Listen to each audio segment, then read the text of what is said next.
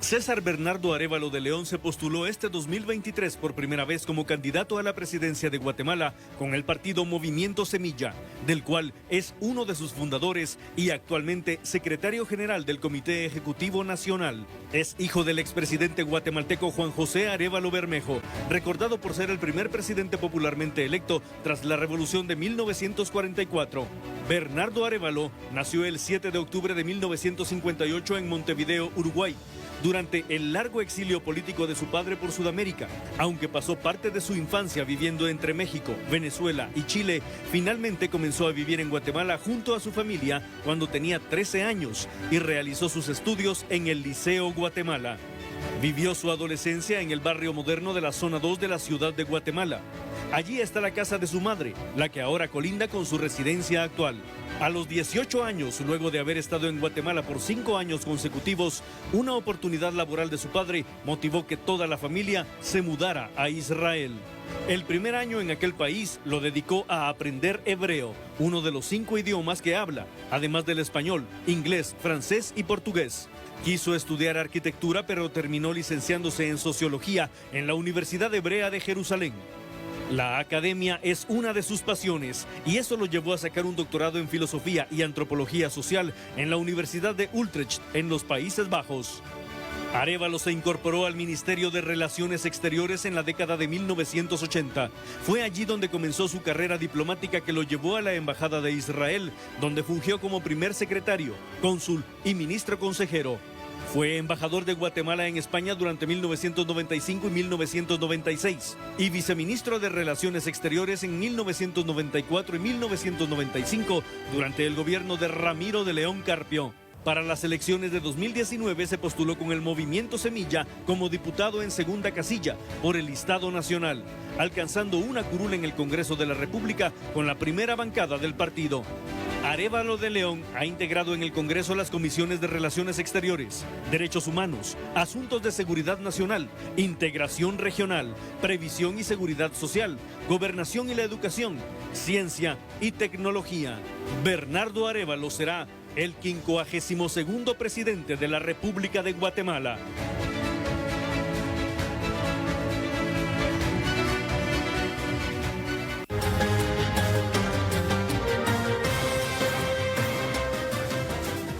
Nuestro saludo es cordial desde estos estudios de Noti7. Transmitimos para ustedes a través de todas nuestras frecuencias a nivel nacional, del canal 429 de DirecTV, de Chapín TV, de Radio Cadena Sonora y por supuesto a través de Televisiete, que nos permite pues esta entrevista hoy con el doctor Bernardo Arévalo, que ya es el virtual presidente de la República, ha ganado las elecciones según los resultados preliminares. Faltará que se hagan oficiales a través del Tribunal Supremo Electoral, pero pues del domingo para acá muchas cosas habrán pasado y por eso resulta muy interesante seguramente esta plática que vamos a tener al inicio de nuestro noticiero de esta noche de jueves. Doctor Bernardo Arévalo, bienvenido.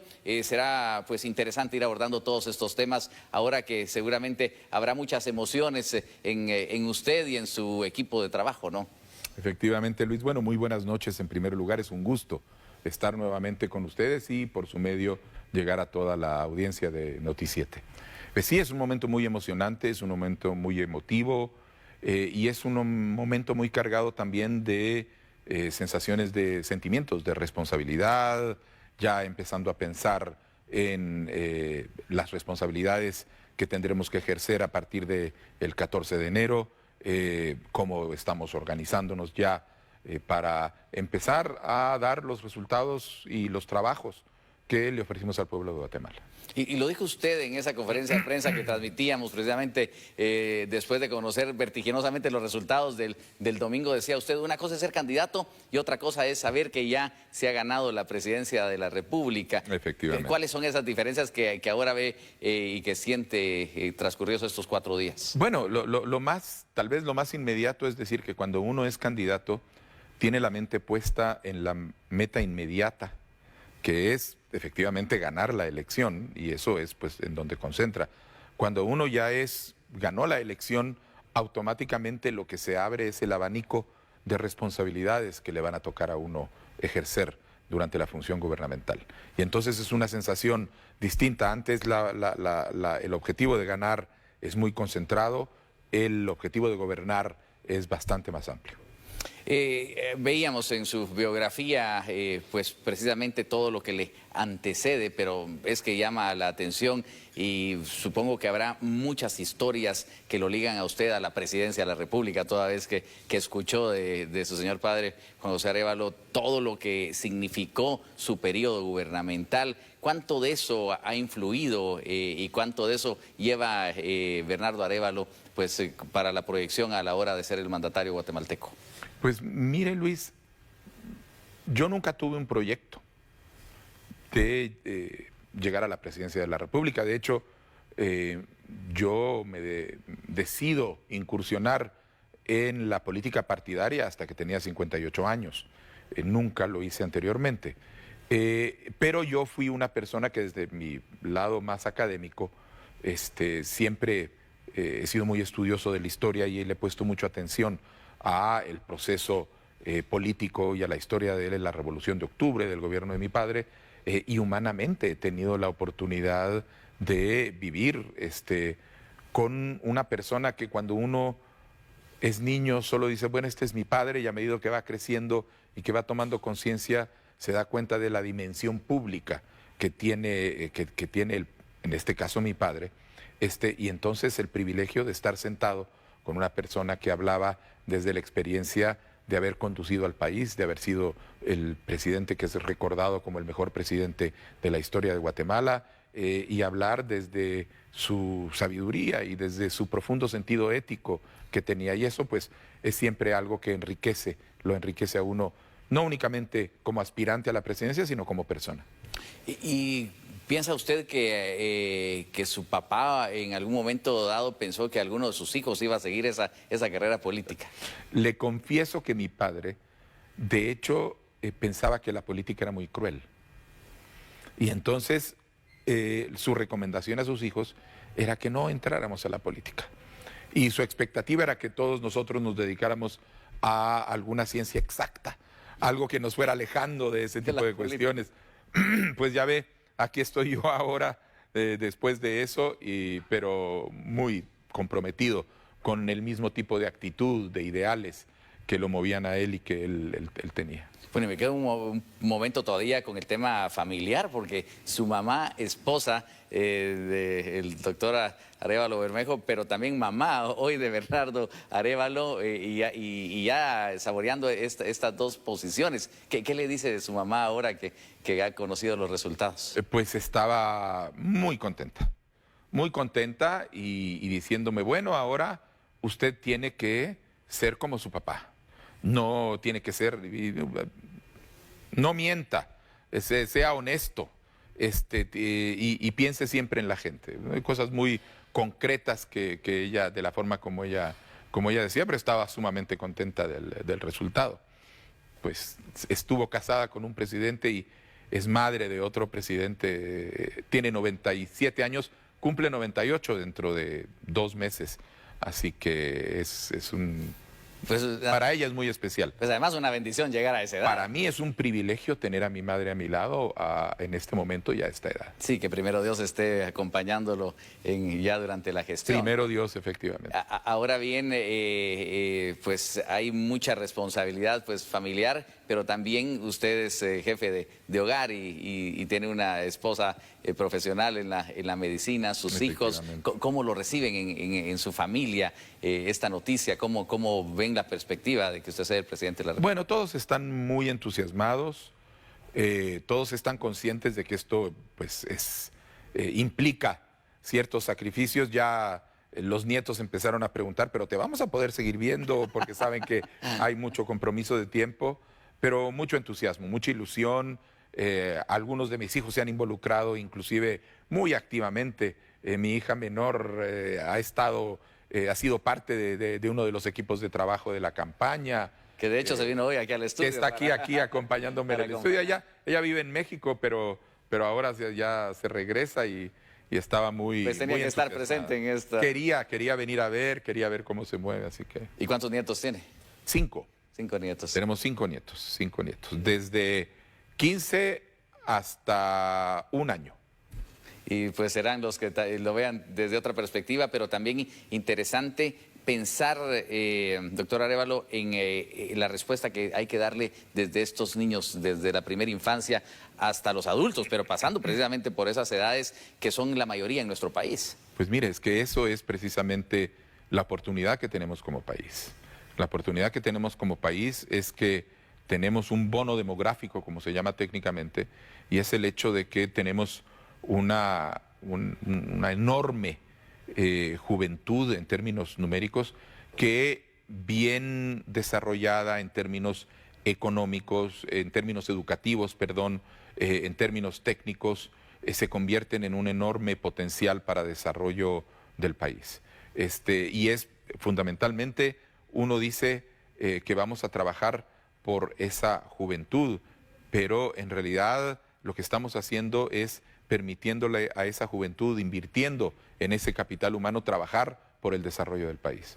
Bueno, hay que hacer aquí un apartado quizás que usted habrá mencionado seguramente o habrá evaluado, pero muchos de sus votantes eran población joven y testigos son las redes sociales y esos símbolos de semilla que se miraban en sus portales, en sus perfiles. Ahorita, antes de comenzar, Luis, uno de sus colegas aquí me decía que fue su hijo el que decía que había que votar alrededor, y efectivamente hemos sido un fenómeno en donde han sido los jóvenes los que han tenido esa visión y esa apertura para creer, para no dejar caer en la desesperanza y en el cansancio, y creer que podemos ir adelante.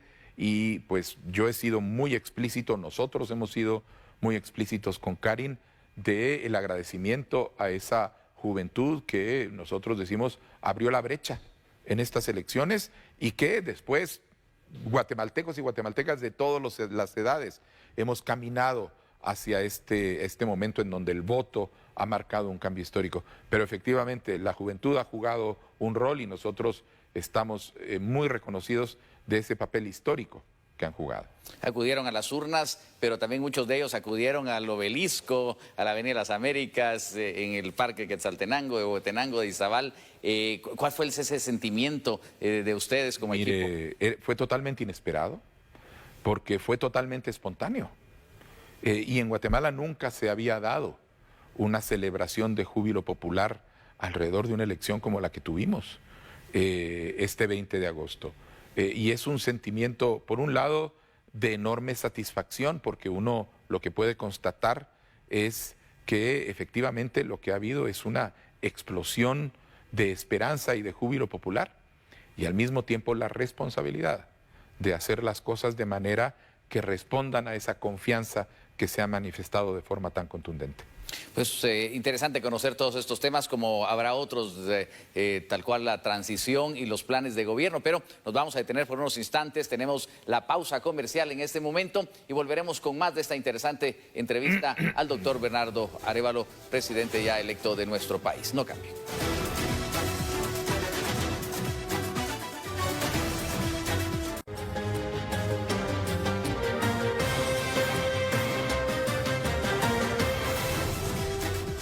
Y bien, estamos de regreso en esta interesante entrevista esta noche a través de Noti7, Radio Cadena Sonora y Chapín TV. Trasladamos las opiniones del doctor Bernardo Arévalo, que ha sido electo el domingo pasado, tal cual nosotros dimos a conocer de inmediato los resultados para Guatemala y el mundo. Y bueno, hemos estado conversando de temas familiares, de estas reacciones que se generan y que obviamente pues también son parte de lo que hoy se percibe. Pero hay que entrar a otro tipo de temas medulares, incluso coyunturales, porque hoy fue un día clave, doctor Bernardo Arévalo, en donde el Ministerio Público pues envía un oficio al Congreso de la República, en donde pues recuerda que hay una orden de juez que suspende provisionalmente a su partido, al partido Movimiento Semilla. ¿Qué opinión le merece esta situación, doctor? Mire, es simplemente la continuación de la persecución política por medio de ilegalidades que son cometidas desde el aparato de justicia, en este caso desde esa fiscalía y desde ese juzgado, donde hay personas que son, están a cargo de personas que son famosas nacional e internacionalmente por la medida en que se prestan a estos juegos de corrupción, y que son una forma de continuar atacando no únicamente a nosotros como binomio, sino atacando la decisión del pueblo de Guatemala y atacando un proceso electoral que se ha transcurrido en esta segunda vuelta ejemplarmente, pacíficamente, con unos resultados que han fluido sin que hubiera mayores problemas, prácticamente ninguno, y sin embargo los ataques continúan de una manera que se explica simplemente por la obcecación de quienes están a punto de perder todo, por tratar de evitar de alguna manera que esta victoria, que es una expresión de la voluntad popular, pues se realice llegando a la presidencia el 14 de enero. Doctor, también hoy la Comisión Interamericana de Derechos Humanos emite medidas cautelares a favor suyo y de su vicepresidenta Karin Herrera por situaciones que incluso estarían ligadas a un posible atentado en su contra. ¿Cuál es su opinión al respecto? ¿Cómo la reciben? Bueno, mire, nosotros solicitamos estas medidas cuando empezamos a enterarnos no únicamente de distintas formas de hostigamiento, seguimiento ilegal, acoso, sino ya inclusive invitaciones al magnicidio o al final también ya y claros indicios de que hay alguna intención en algunos sectores. Lo hemos hecho porque creemos que es necesario alertar sobre este tipo de situaciones. Nosotros por nuestra parte pues estamos tomando las medidas del caso para resolver, para mejorar y elevar los niveles de seguridad. El gobierno de la República hoy ha respondido inmediatamente a esta solicitud. Hemos tenido una reunión con el ministro de Gobernación y ya los equipos técnicos están desarrollando las medidas de seguridad que son necesarias ante esta situación. Nosotros seguimos adelante, esta situación es una situación que hay que resolver de esta manera, pero Karin y yo seguimos adelante con nuestra agenda de trabajo normal, cotidiana, ya en la preparación del ejercicio del gobierno que nos tocará después del 14 de enero. Y en estos temas legales, ante lo que hemos mencionado, ¿cuál sería la visión suya? ¿Qué es lo que espera que pase durante estos meses y en el caso mismo? Mire, nosotros ya vimos que la Corte de Constitucionalidad, llegado su momento, cuando nosotros solicitamos un amparo, dio un amparo provisional que después fue ya confirmado por la Corte Suprema de Justicia. Nosotros, ante las ilegalidades que está cometiendo la FESI y el Juzgado Séptimo con este acoso judicial, nosotros estamos enderezando las acciones correspondientes para garantizar nuestros derechos, los derechos del pueblo de Guatemala, y nos preocupa que hay también un acoso y un ataque al Tribunal Supremo Electoral, que es parte también de los intentos de descarrilar este resultado, pero estamos tranquilos de que esta es una estrategia que no va a funcionar. El respaldo del pueblo de Guatemala es realmente manifiesto a la necesidad de respetar nuestras instituciones políticas, respetar el proceso democrático, respetar el proceso electoral.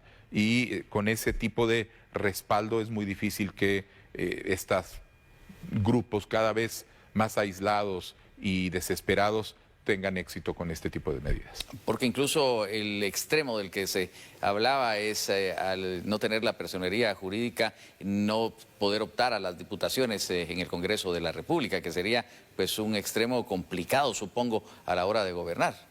Sí, pero nosotros sabemos que no va a pasar porque jurídicamente no hay nada detrás de ese caso. Ese caso es simplemente el resultado de un intento de hacer un asalto político usando una máscara de justicia cuando lo único que hay detrás es una intención política. Hay un respaldo de la comunidad internacional, la misión de observación electoral estuvo muy activa. ¿Tuvieron algunos acercamientos ustedes con todas estas instituciones en estas últimas horas?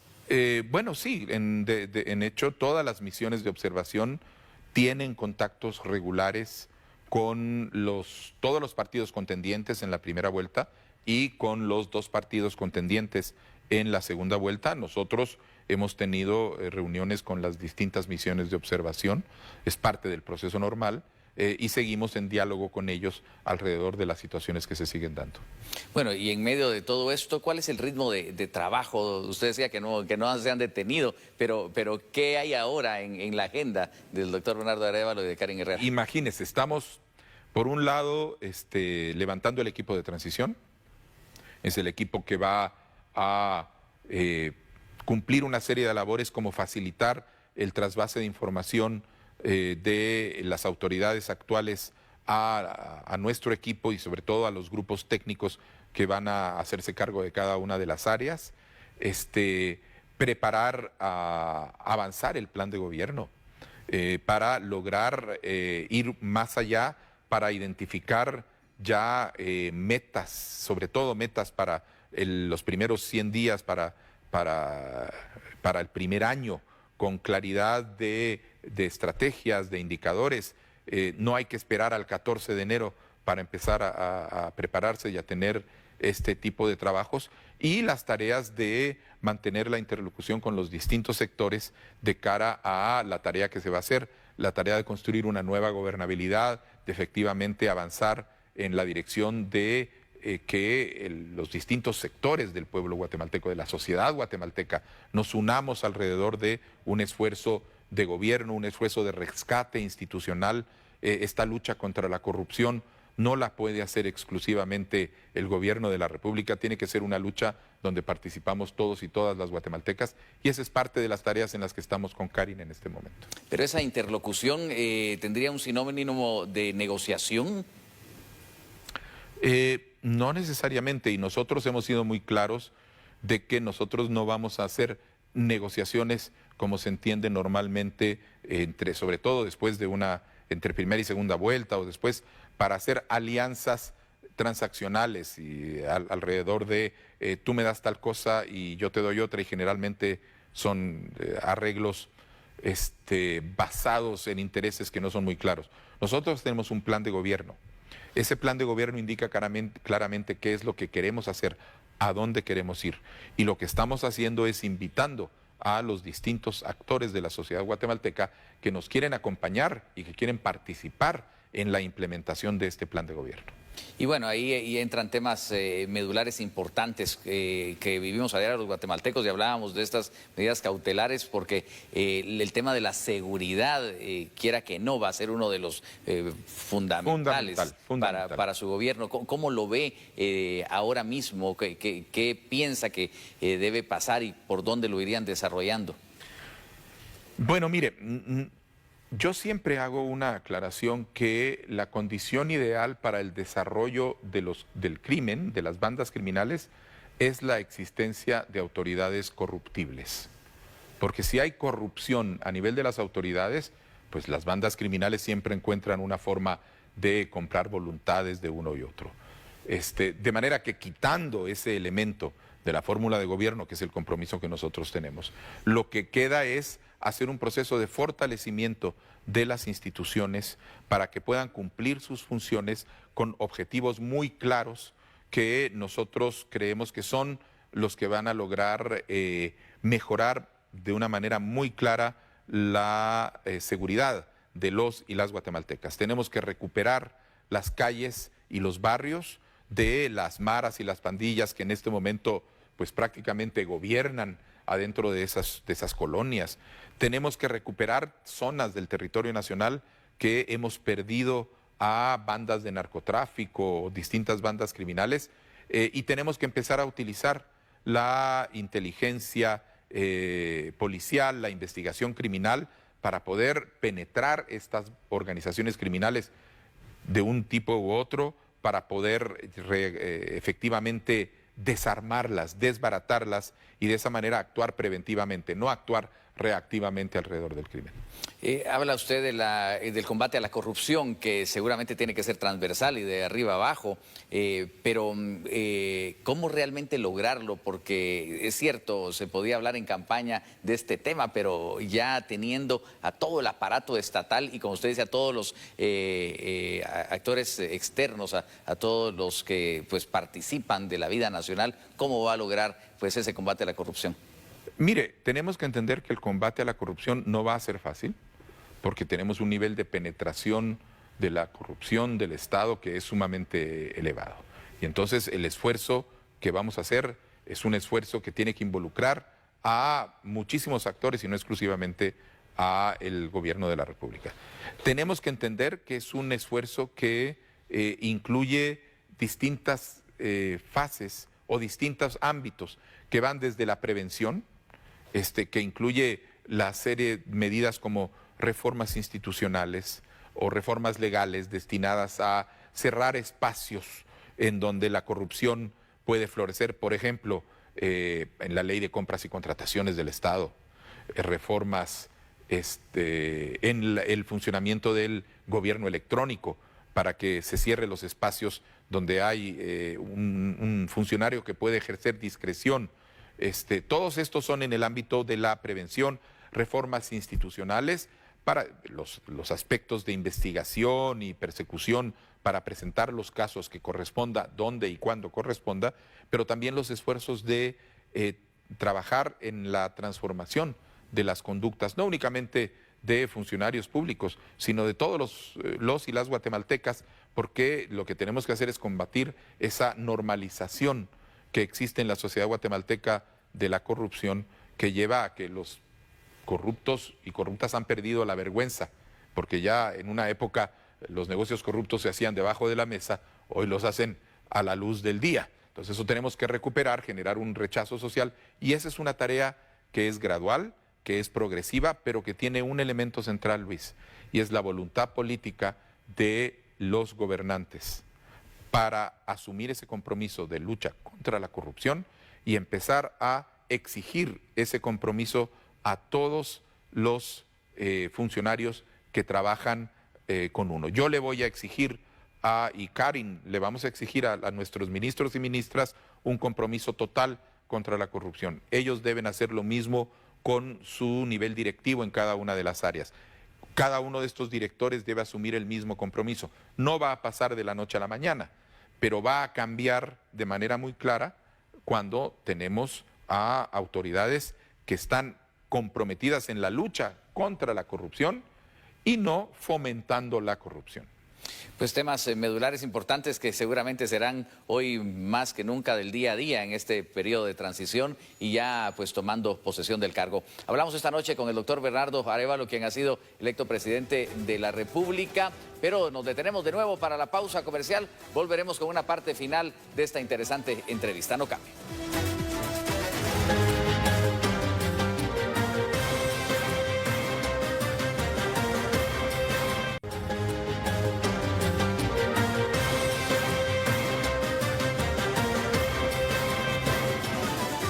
Bien, estamos de regreso. Conversamos esta noche con el doctor Bernardo Arévalo, presidente electo de nuestro país, quien tiene pues una actividad acelerada en este tema de la transición hasta llegar al traspaso de gobierno y además, aparte de la campaña que han traído, pues todo lo que hay que atender. Pero hay temas que hoy conversamos y que agradecemos pues que se puedan abordar, que no nos alcanzaría aquí el tiempo para todo lo que significa un plan de gobierno. Sin embargo, doctor Arévalo, hay una preocupación sobre la desnutrición en nuestro país, que parece ser pues a veces solo una cifra, una estadística y que tiene pocos resultados. ¿Usted cree que se pueda revertir? ¿Qué plan tienen al respecto?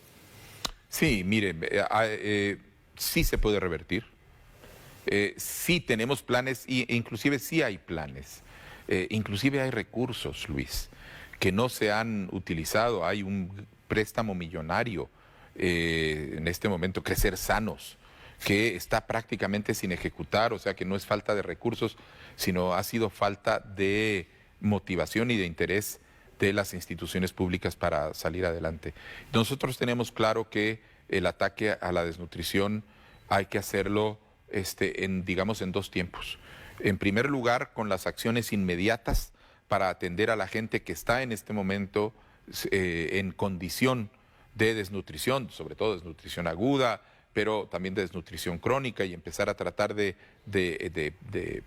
alguna manera asistir para mejorar las condiciones y mitigar esa situación.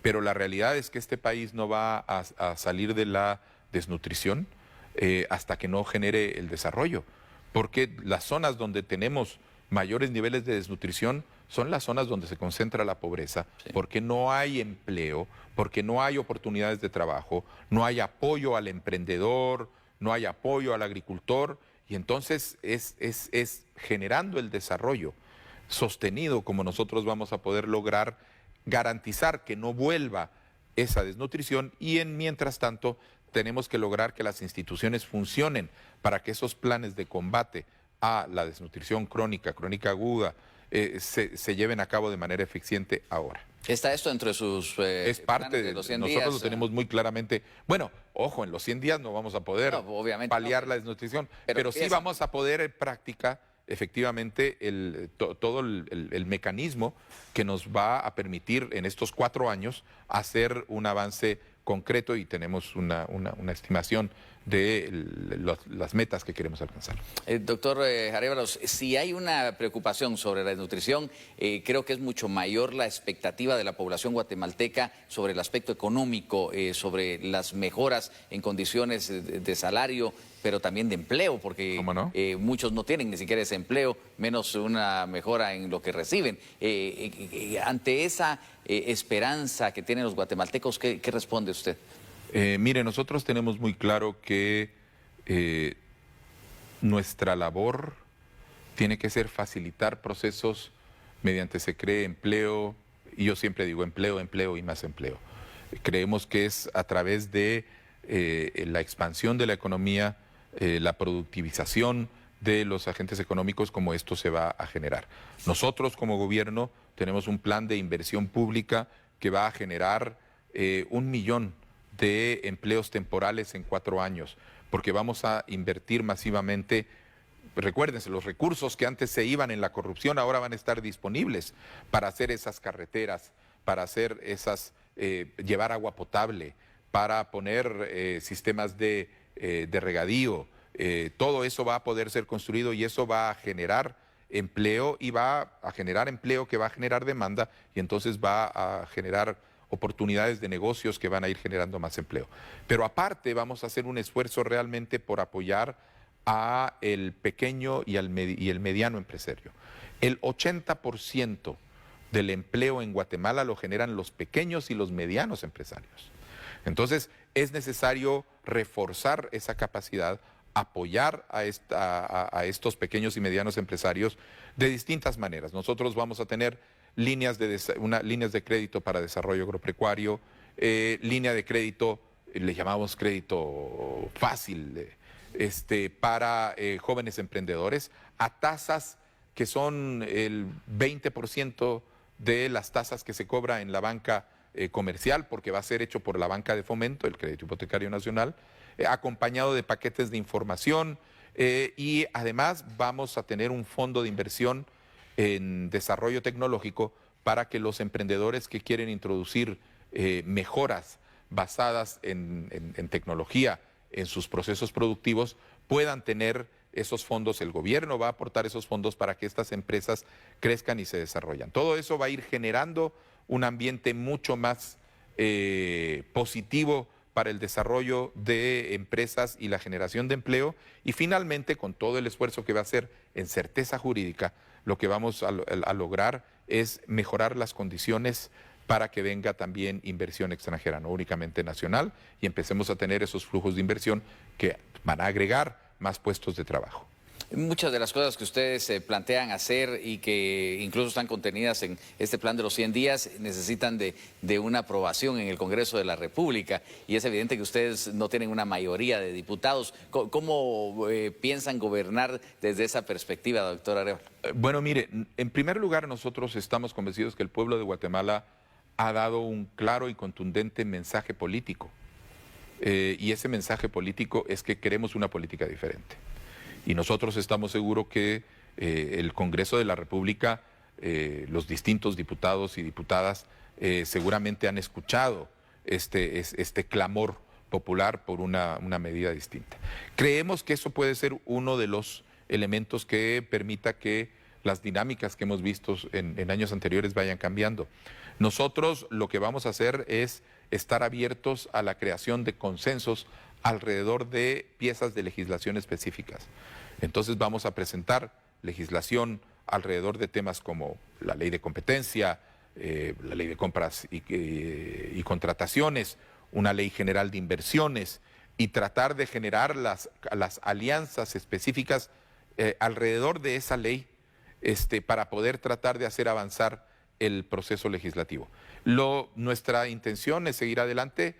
Tenemos indicios de que empiezan a haber cambios de actitud, que sí va a haber una posibilidad, quisiéramos creer que es así, pero de no ser así, nosotros como Ejecutivo tenemos claro cuáles son nuestras atribuciones, cuáles son el alcance con el que podemos actuar para poder avanzar en nuestro plan de gobierno si es que no se logra tener un Congreso cooperativo. Y lo haremos dentro del marco de nuestras atribuciones, pero no nos dejaremos secuestrar, por decirlo de alguna manera, por un Congreso que no logra superar esas contradicciones.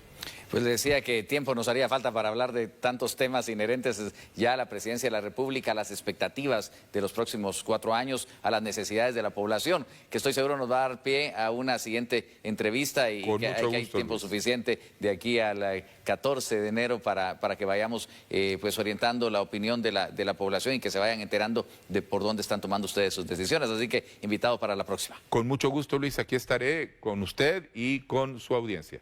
Muchísimas gracias por acompañarnos. Si hay algo que usted quiera agregar en este momento o dejarle pues también precisamente a la población. Pues un mensaje al pueblo de Guatemala. En primer lugar, un agradecimiento a esa participación que ha logrado un cambio histórico en nuestro país.